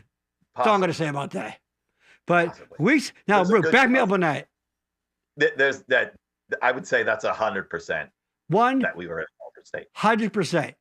And we were out back of the palace, which is a little place we used to hang out, our friend's garage. We looked out the back door. It was night. We looked up. You know what? No, I said this. It might have been an airplane in Pottsdale. Wait a minute. What? I'm always 100% sure that it was an airplane, but it wasn't that night. But it was. I think I get what you're fucking saying there. Yeah. Any other night, this would have been an airplane. But that night. It was not. It was not an airplane. No. Nope. That's so funny. All right, let's take a moment here. Roop, we have a sponsor. All right, let's hear it. Where did I put that key? I'm using a new setup on my show because I usually have it set up for the backroom show, but I'm keeping it separate here. There it is. Our good pal Chris Herder at Exeter Gutter Cleaning. Now, if you're a regular viewer of the backroom show, Exeter. Yeah, which I know many of you are. Well, here's the thing, young Mike Ruppert. This is Chris Herder. I know who I'm calling. This is Chris Herder, and he's actually based in Boyertown. He bought the business a few years ago. But, so don't let the name fool you, though. Exeter or even gutter cleaning, because he does so much more. And he does an hour. Roop, you're a homeowner. Look, you know what? Hold on. You know what? I'm gonna. Listen. Now it's time for a breakdown. It's time for a breakdown. Let's break this down. Roop, you're a homeowner. Is that correct? That is correct. In fact, you happen to live in Exeter. I do. Well, let's be honest. We're men of a certain age. We don't want to be going up any ladders anymore, cleaning shit out, fixing siding. Do I have time for that? No. No! We're too busy fighting off the chicks that are coming down the street from the National Arcade Preservation Society. Right. And sitting in my basement doing this. Fucking dog and pony horseshit show. Well, guess what? Worry no more, young Ruppert. Worry no more. Because my man, Chris Herder at Exeter Gutter Cleaning, LLC, and as we like to say, and more, he's going to come and he's going to put some gutter guards. He did some work for me. Freaking saved awesome. my foundation here. I was getting some water leaking in, the window then. He fixed the boobity. He did some fucking voodoo magic that he does with his boobity boo. It's Harry Potter magic wand shit. Put a new casement window in the basement here. Boom! Problem solved. Chef's kiss. Mwah. So, yeah, and anything, even interior work. If you need it rebuilt. He's not just gutters. Not just, so much more, young Ruppert. Siding. He'll replace siding. He'll clean the siding. If it can be repaired, rebuilt, fucking all that. Chances are my man Chris Herter at Exeter Gutter Cleaning can do it. Now, you'll see the phone number there, 610-698-3876. I say it because we also are an audio podcast and people might, whatever. But also there, if you go on Facebook, at Exeter Gutter Cleaning, look it up on Facebook, he has a bunch of before and after photographs. You go, I don't know, I need this job done. Well, guess what? You go there, look at the pictures, you go, hey, that's the thing I need done. Oh, look how he did. What a great job he did there. So, exactly. Yes, Chris rocks. Exactly. Actually, you guys are neighbors. You guys live near each other. Chris does rock. Chris, and here's the thing with Chris. I said this before in the backroom show. When you call that number, you get Chris. You don't get with the big box stores, you get just somebody. They send subcontractors out. And as I said before, when Denise and we hired Lowe's years ago at our old house to do some windows and shit. Terrible. Dude, they sent some guy who wasn't even from the area, because, keep it local. I like them, whatever. This motherfucker smelled like an asshole had died and was found at the bottom of the river. This motherfucker stunk so bad. Hold on. And one of the workers, because, they put all the sawhorses and shit out front on the lawn because they don't want to, they bring shit in. And I had to leave the house for a bit. I come back. There's some stranger in my house. One of the workers let some guy in to have a glass of water in my house. Just let some stranger who was walking by, can I get a glass of water? And this jerk off's like, yeah, I don't see a problem letting a stranger into somebody's fucking house. What the fuck? The beers in my fridge. Yeah, please have at it. Oh, sorry, my wife's at home. She can't fucking blow you. Sorry, maybe you feel at home here. So I can say this with a guarantee. Chris Herter at Exeter Gutter Cleaning will not let a stranger into your goddamn house. He will not. He will not. A guy I work with had Lowe's install carpet for him. One of the workers pissed in a cup and put it in the basement, and he found it. Like, didn't ask to use the bathroom. I'll just piss in this cup and leave then it here. Not even have the common courtesy to haul it away. Yeah. I bet you Exeter Gutter Cleaning doesn't do that. Hell no. Chris Herter has a fucking bladder like a steel trap. I can say this with the utmost certainty. Chris Herter from Exeter Gutter Cleaning has not urinated in 8 months. He goes twice a year. That's it. He goes on the equinoxes. Puts it on his calendar. He puts it, honey, it's piss day. I'm going to be a while. I can't take the girls to softball practice. It's piss day. Piss today. We may be exaggerating. So there you go. So you call, you get Chris, and he will do the work for you. So Exeter Gutter Cleaning, LLC. Give him a call. When, Rube? Today. Not tomorrow. Not tomorrow. Call him right now. Nah, maybe don't call him right now. You might disturb him. He's watching the show probably. He's probably watching this. Yes, don't disturb the man. Come on. But next time that makes sense to call, give him a call. You know what? And you know what? Like 2 a.m. Yeah. You know what? Actually, I'm going to do this. I always forget to do this one too. Speaking of not calling, where's it at? I didn't prepare for this. Hold on. And of course, the good folks at BRM Podcast. Hey, are you an individual, a business, an organization looking to reconnect with your followers or your clients after we've all been separated from the pandemic? Well, worry no more, my friend. Worry no more. You call BRM Podcast and you can have, look at this beautiful, look at this roof. Have you ever seen anything so luscious and glorious in your life? Ain't no bullshit here with someone, no, look at this. Look at this high quality, high quality podcasting here. And it's not just video too. We can help you set up audio podcasting. Anything you need. That's it. So email me at Gary@backroomnetwork.com. And yes, there's the phone number, 610-698-5878. And as I always jokingly, wink, wink, say, don't freaking call me. Just text. That's a cell phone. And the same thing with her. Just text. Because how many times you see a phone call and it says, unaware, unavailable, I ain't answer that. Just text me. Just fax me. Just send a carrier pigeon, and we'll make all your podcasting dreams. Send a self-addressed stamped envelope. Let's go. Oh, hold on. Roop, my friend, my genius friend, that in the business is what we call a callback. If you've been watching the show since it came on, send a self-addressed stomped? Yeah, step on it a little bit. Put your foot on it. Exactly. Whoa, holy shit. There you go. Oh, Tracy's B-Day is in 2 weeks. Well, there you go. Nice. Oh, happy birthday. Talking about Tracy Bender, right? Yeah. Oh, she's drinking her Chardonnay. There he is. My buddy Sean McGahee from Cape Cod, Massachusetts. Nice. The most Massachusetts guy I've ever met in my life. So has anyone figured out how many friends Gary actually has asking for another friend? There you With go. friends like me, you don't really need any more. Dude, seriously, that's a good fucking point. You know what? When you hit the fucking friend lottery like I have over here, guess what? Everything else is just gravy.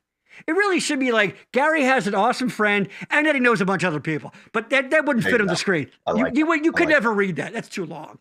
So just Gary's friends. All right. Need a new bathroom. May need to call him. There you go. And you know what?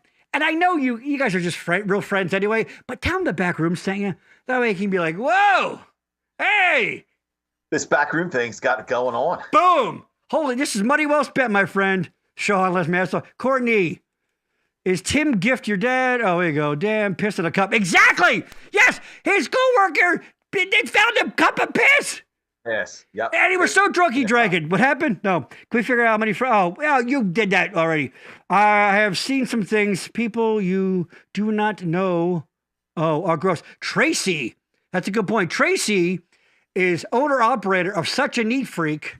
Available for hire. She does organizing, clean outs, staging for real estate sales and things like that. They do some light remodeling and things.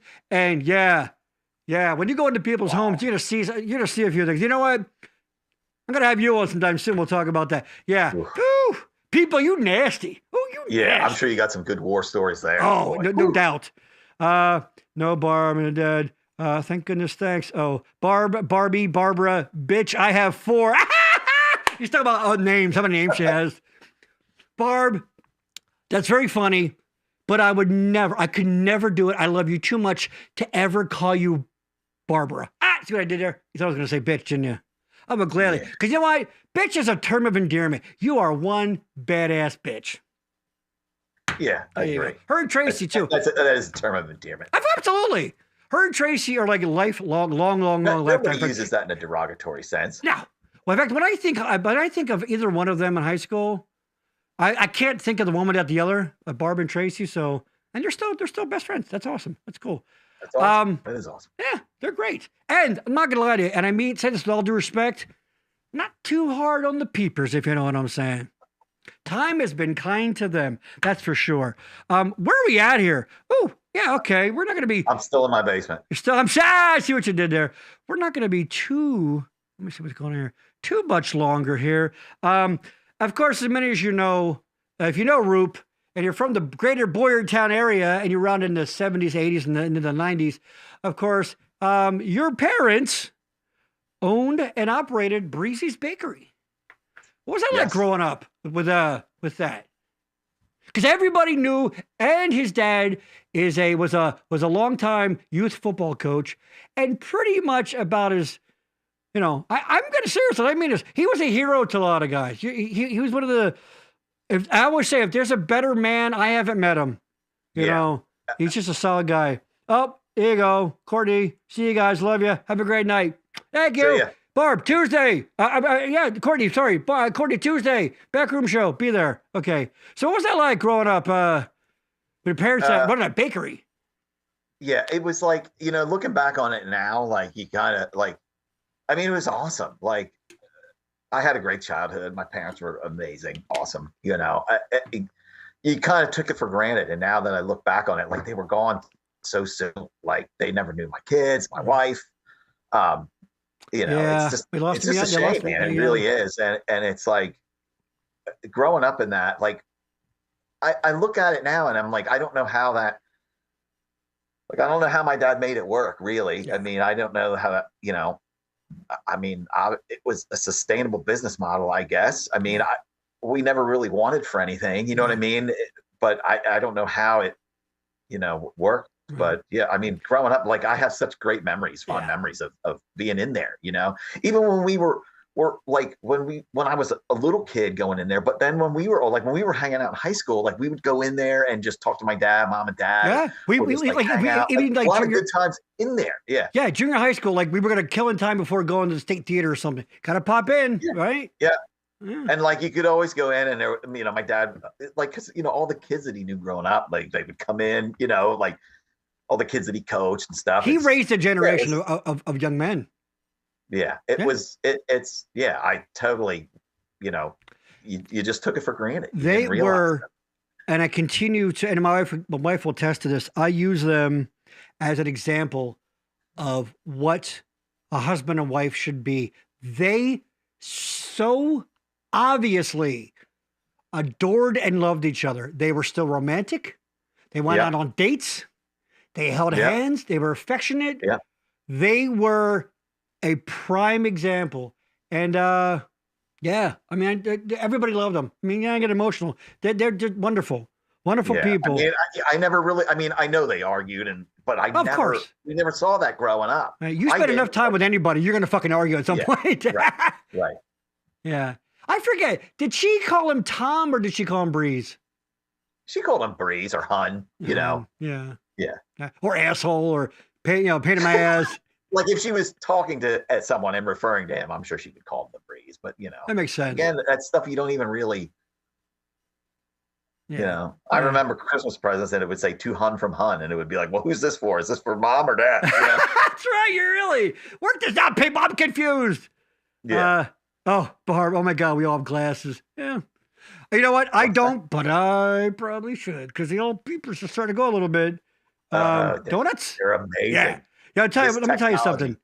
Hey, here you go. Walk it in. Because, of course, the donuts, you got to make the donuts at night. You got to have all that stuff ready. And we pop in there. Yeah. Ooh, dude, getting a donut fresh out of the fryer. Ooh. Yeah. Oh, yeah. The thing I miss the most is the bread. Like, sometimes like we would be working at night, because he would work at night, going at like 9 or whatever, and then work till midnight, 1 o'clock in the morning. Right. But when we were a little older and we would be in there, sometimes he would we would make like egg sandwiches with like a fresh loaf of bread right out of the oven. Yeah, that's like, I miss that bread more than any of. Do you have the recipe? I know you have some of the recipes. Do you have the bread? No, I don't have the bread. My older brother Andy might. He has a ton of them, and he broke a bunch of them down, like the chocolate chip cookies and.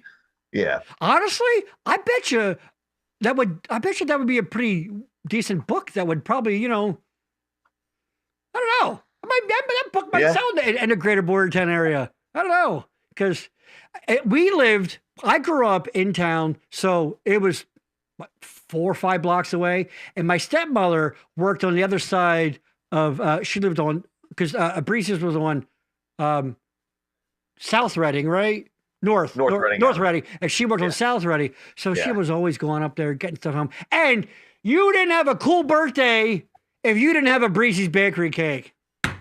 Yeah, your life was an utter disappointment. And I remember he would make that was the golden era of the naughty cake too, right? People would get he would make those the naughty cakes with the boobs and stuff. Fill the yearbooks with whipped cream. Say that again. I'm sorry. What? He would fill the yearbooks.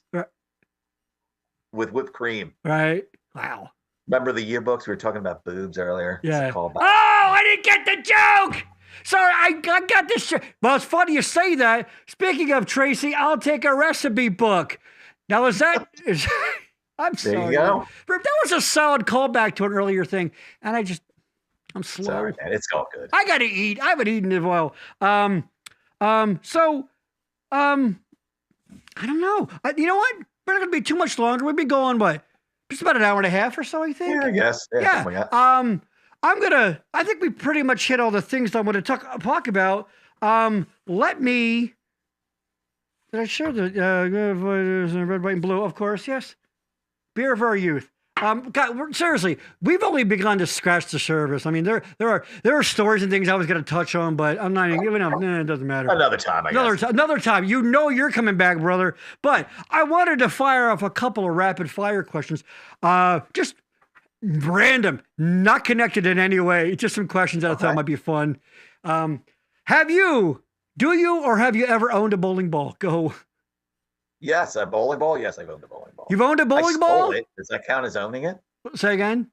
I stole the bowling ball. Does that count as owning it? What? You stole a bowling ball? Possession is 9/10, right? Yeah, that's what they say, right? And I'm pretty sure. I went into the bowling alley with an empty bowling bag. When did you steal it? What? When did you steal this? Acquire it? In high school. Okay, I'm pretty sure no one's going to be knocking on your door. Yeah, I think we're past the statute of limitations on that. Any police, just contact me. I will get you his home address. Okay. Yeah. Oh, so you went in with? Was that back in the Legion days?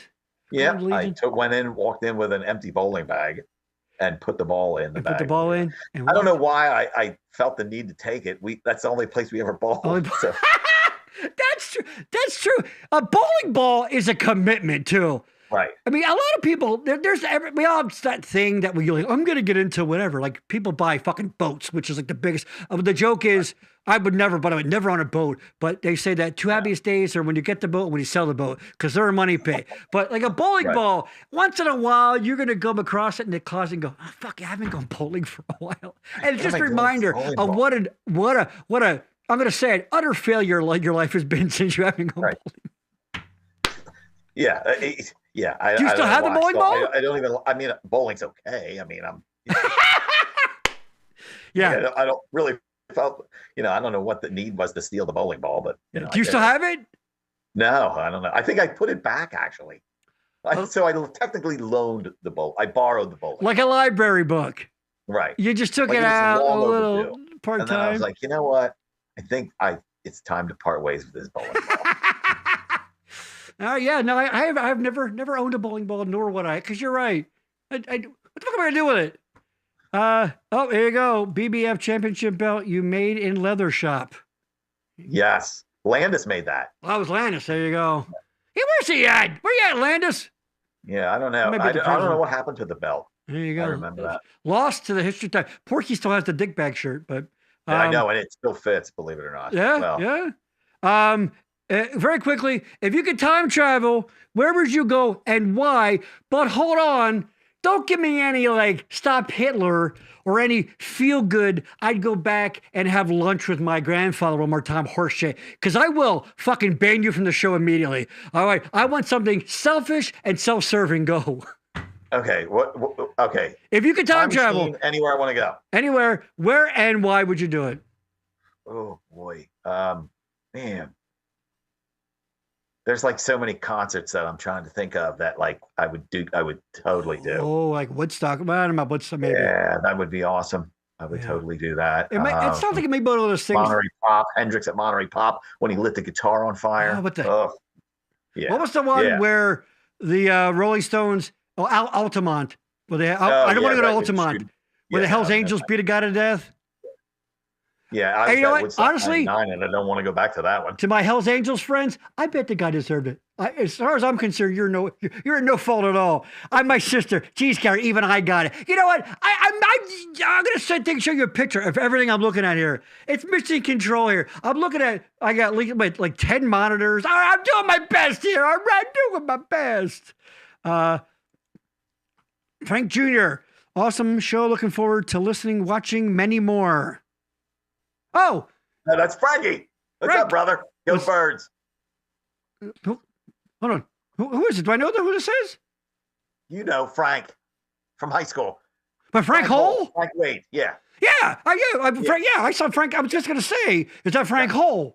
Because we hooked up today on the old Facebook there. What's up, Frank? Yeah, Frank and I actually worked together for a while back in the day at the old Inn at Reading. And I think I asked you then, but maybe someday you'll tell me again. I forget. I guess you were adopted because you used to be Frank Wade, but now you're Frank Hall. Which, by the way, fun fact, young Mike Ruppert, Daryl Hall, who's from the Owen J. Roberts School area, his actual last name, Hohl, Hohl, like young Frank Wade Hohl over here. Are you related, or is whoever adopted you? Are you related to Daryl Hall, Frank? Let me know in the chat. Good to see you, buddy. Been a long time. So Frank and I used to. We still text all the time over Eagles games. So Frank's the best. We knew each other in high school, but we became really good friends through Eagles games. Like we would tailgate together. He still has the season tickets. He's diehard, right? Right, but we would go and we would tailgate like every Sunday. Yeah. And like when I was playing in the band, he would run sound for us sometimes. It was awesome. Nice. Yeah. So we still talk all the time. Go Birds. Because his last name used to be Wade. We were in homerooms together for a long right. time. Okay. Yeah, absolutely. Frank's the fucking best, dude. You're still rocking the I think you had a big ass beard too. Yeah. Fuck yeah. All right. You know what? Fucking Frank, cool, man. All right on. Excellent. Good to see I texted him this morning. I'm like, hey, you gotta check this out. Oh, okay. That's why he saw it. Okay, yeah. Bobby, 199 Bay Avenue. That's the shore house No, that we always did. that is. Oh, you know that place, everybody, where you would go with your friends and make mistakes? 199 Bay Avenue, Ocean City. Not there anymore. Been knocked down. Hey, Scott Porky Moyer checking in. What a hi. There he is. Speaking of, you know what? Let me give you a quick Porky story. 199 Bay Avenue. We were doing a little fixer-upper there, and young Scott Moyer there, being Joe fixer-upper, may have been up on the roof. Not a high roof. It wasn't like it was, whatever. But hey, he was, I believe, using a circular saw, and he kept on going, and he just fell right the fuck off the edge. And you know what? I remember this because we were all a bunch of outside. Yep. He never let go of the fucking trigger. Nope. He was the whole way down. Fell and was holding it over his head. You know who won't fall off your roof? Exeter Gutter Cleaning and More. Exeter Gutter Cleaning will not. Actually, he's fallen a little bit on a few ladders. He's dinged up his legs and stuff. So that's true. And you know what the funny thing about Porky doing that? I believe he was giving everybody, because Porky, you were doing construction then. And I think that you were like, hey, buddy, be careful, careful. Dangerous situation, tools, hey, Harbin, no screwing around. Come on, pay attention. Gotta be careful. All right, here we go. I remember Zig and I were trimming there was a huge pine tree that was like overgrown. Right. And I was like trimming it back, and I saw the entire thing. I just happened to look over, and I see him falling with the saw like. I think I was next to you guys. It never stopped running. No, he never let go. It's kind of like when he gets caught jerking off. He doesn't let go. Muzzle finish. You're right. You're busted at this point. I said, just finish the job. What, I'm not going to finish now? Exactly. Jacob's Best in the house? Oh, Jacob's Best. Yeah, we used to drink that at many tailgates. Talking about Daryl Hall, actually a cousin. Is that true? That's cool. There you go. Yeah. You know what? Hold on. Get him on the horn. Get him, not to say, get him in touch with me. I actually met his parents years ago. I was doing a show, a theatrical show over outside of Pottstown, and his parents, because they still live around there. They did. I don't know if they're alive anymore. They used to patronize all the shows and things, and I actually met them. They were very nice people. Cool. Frank, oh my God, I haven't seen him forever. That album. What's that? The Abandoned Luncheonette album cover. All right.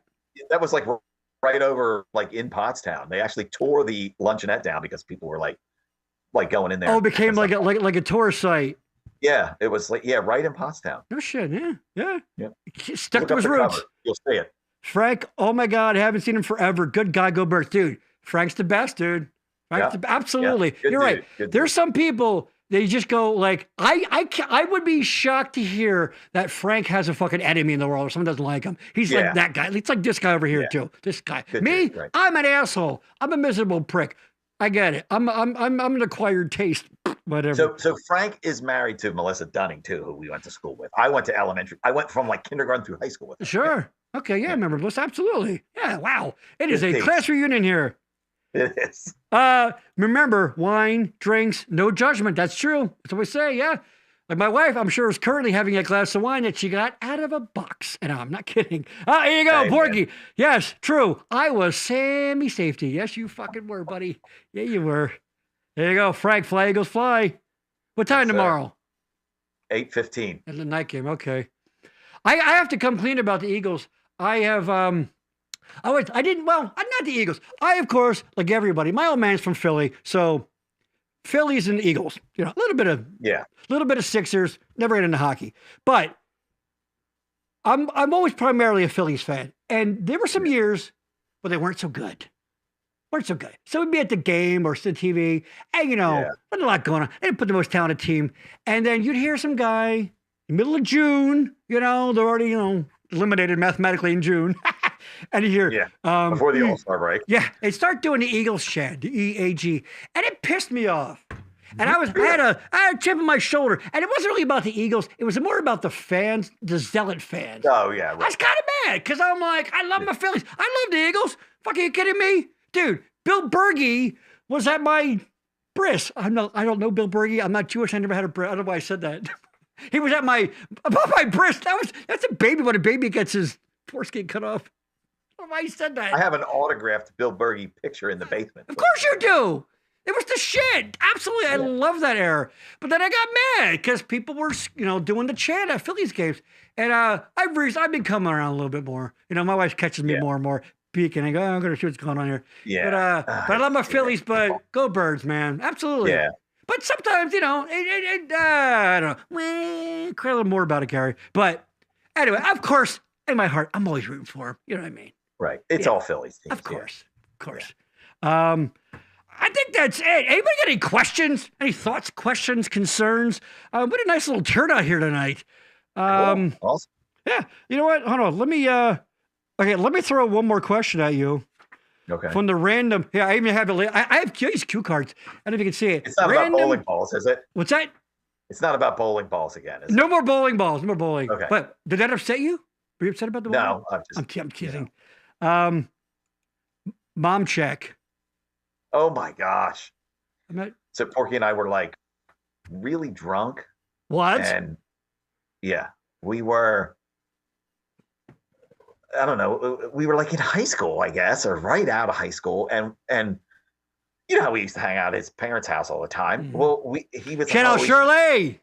Yeah. So we went he's like, oh, we got to go check in with my mom. And we just called it mom check. And it was like this weird. Oh, we wow. were like loaded. Yeah. Yeah. Mom check. Yeah. I thought, man, like so you would checked and she was there, and then we left again. I thought maybe you guys were checking out chicks. Checking out moms, I mean. Nope. Nope. Let's be honest. You are now, right? Oh, Tracy has a question. Is Roop still playing his music? Any chance of a band reunion? Kind of. Go ahead, Roop.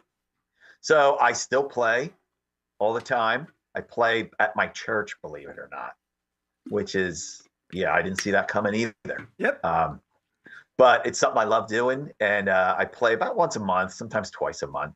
But it's very contemporary Christian music. It's not like hymns and gospels and all that stuff. Right. So I take my style of playing and incorporate that into what we do. So we talked about this when we were setting this up. We were talking about how you combine your rock with your church stuff. So you could play something like Sunday schools out for the summer. Yeah. But in fact, we do like what they call secular music sometimes. So we play like a current hit,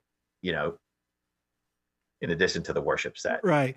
How well versed are you on current music? Because when we did for the Backroom Show, we did a New Year's Eve. In fact, many people that are here now were checked in that. We did a New Year's Eve live stream kind of thing for like, I don't know, from like 9 to midnight. And we talked about, and several people said the same thing, is that number one, I have fun doing this and I wanted to just virtually hang out with people. But two, I see some of the lists for the acts, going on. I'm like, don't know her, never heard of him. Yeah, who the fuck's that guy? I think Pete Davidson fucked that girl for a while. Don't know you. I have no fucking clue about who anybody is anymore. Do you? You have little kids, so you have youngish kids, right? Yeah, they're not like they listen to the stuff that I listen to, but like they listen to the new stuff too. Obviously, you know what I mean. Like my kids will listen to Motorhead, but then they'll also listen to Post Malone. You know what I mean? Or what's her face from up here? Taylor Swift. Yes, I bet your daughter likes Taylor Swift, right? She's that age, right? Yeah. What's that? Your daughter's like the Taylor Swift fan age, right? Yeah, but she's not into that. Believe it or not. Yeah. You know why? because you raised her right, young man. Fucking right, you did. Yeah. So do you any chance of any kind of any of the iterations of bands getting together once in a while? I mean, I still talk to the guys, and I'd love to do it sometimes. It's just hard finding time. You know what I mean? Everybody's got things going on. So, right. You know. And But, here's the thing, where, right, like it's hard, right. like, listen, Frankie and Johnny's in Pottstown, is there any chance that you could one night set aside some time for us? You know what I mean? Right. That is tough. Like, what would you play? I don't really know that that's a thing anymore. Like, I don't know that people, like, I don't like cover bands. Like when I did it, it was like, okay, we were like I said before, we pretty early on, I was like, okay, I can learn music. I can't write it. So I'm just going to go out and play other people's music and make money. It took me a little while to figure that out, but I was like, okay, Right. well, that's what I'm going to do, Right. But I don't know that people do that. Like other cover bands, I guess there are, but like, back when I was doing it, it was a pretty big scene. Like we had a booking agent, Wow. that we used to get the better clubs, and you couldn't get into the better clubs Right. without a booking agent. So we would play from like, Wednesdays to Sundays, and Yeah, I told you about this. The guy that a friend of mine who I did the New Year's Eve show with and had been on before that, Tony Mancuso, he was in Burnt Sienna, which was a cover band. And they were, they gigged, man. Oh yeah. Like that was a good living. Yeah. Yeah. And so there's definitely money there, but it's a grind, and you want, you kind of get, like how long can you do it? You know what I mean? Yeah. Like I love doing it, but I was like, towards the end, I was like, in my 30s, I was married. It was like, okay, I think that ship has sailed. Yeah. You know what I mean? I still love it, and I still play, and I will never stop playing. Ever. I would imagine that kind of gigging where you still love the music, but maybe not some of the stuff that comes with it. Yeah. Oh, yeah. This kind of stuff. And hey, Rube, I buy you, well, and then it's shower. like getting home 3 o'clock in the morning. It's like, Yeah, you don't need to be, our age packing up your fucking gear. You're right. It's a fucking. Well, and like for years, like up until probably just a few years ago, like all my guitar cases, I would open them up and they smelled like cigarettes and stale booze. For all those years. And I'm like, oh yeah, I was breathing all that in. You know what I mean? You wouldn't, I don't think you would get the cigarettes much anymore, but yeah. No, you won't. Yeah. But God damn, that's funny. Yeah, that Barb, Fire on the Mountain, great song. Yeah, it's fine. They're just not, oh yeah, and working a 40+ hour job and gigging, Frank, absolutely. Yep. Yeah, you gotta at some point. Right. My thing, I did theater for a modest living for a lot of years. Basically, that's why I didn't see a lot of the paparazzi era years, because I was out doing my thing, and it's a grind. You make some money, good modest living, but after a while you go, like I was going down to Philly to audition for things, and it's like, and you don't get a lot of stuff, of course. I remember. I'll give you a quick story on that. I went down. I had an agent for a while. And it was for a commercial. And what they did, they would bring people in groups of 10. And all it was for insurance or something, I forget. And what it was, they were going to put some animated thing in next. Let me go full screen here. Some animated thing. So the direction was from the casting director that you had to turn.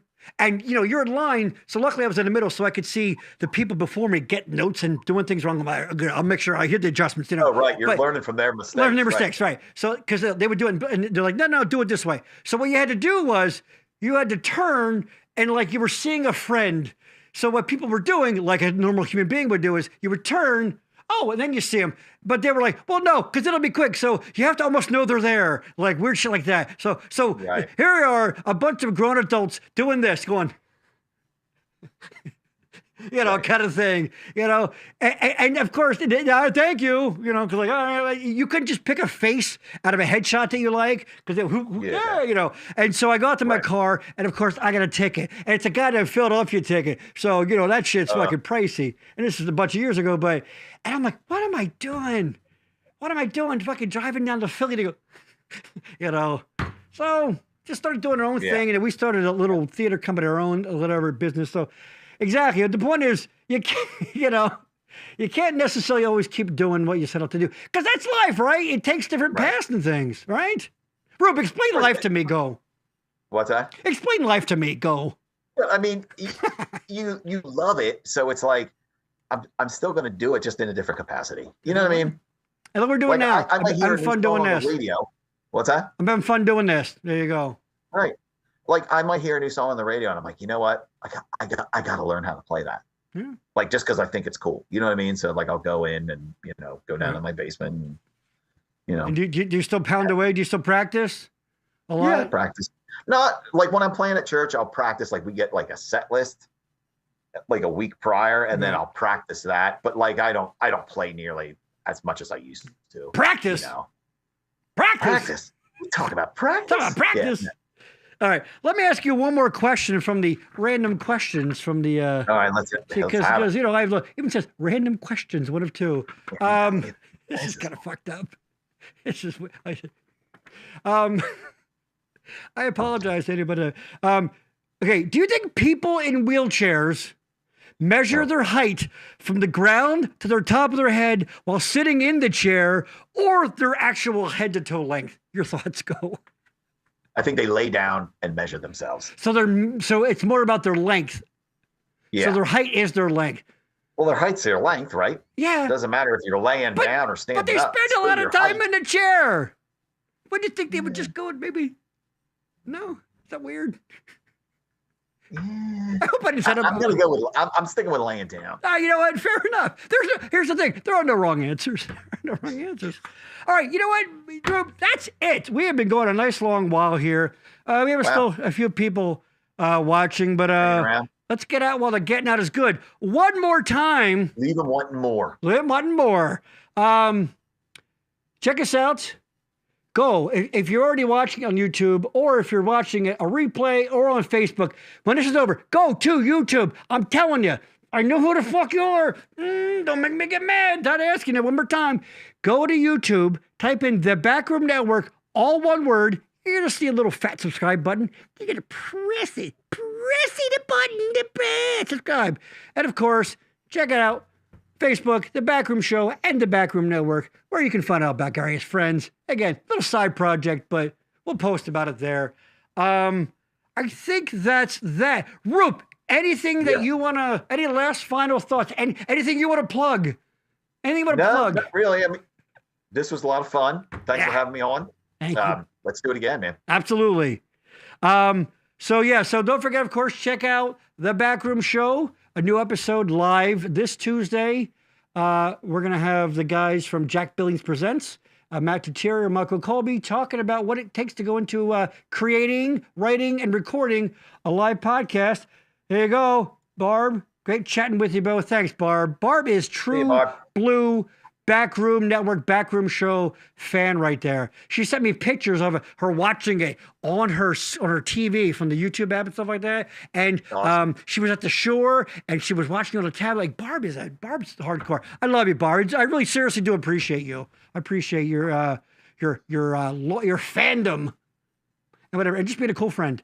I think that's it. So yes, check us out in all the usual social media places. There you go. Nope, I did that both. There you go, yeah. I got that one. Yeah, pie. That's it. Roop, I love you. You're my dear friend, and like a brother to me, all right? Yeah, everybody, thank you for watching. Give us any feedback. You know what? Whatever. Because I won't do a damn thing with it. But you are feel free to say whatever you want. So, anyway, seriously, thank you for joining us tonight. I appreciate everybody. And keep watching. And again, check us out on social media. And that's it. And we'll see you at the next episode of Gary Has Friends. See ya!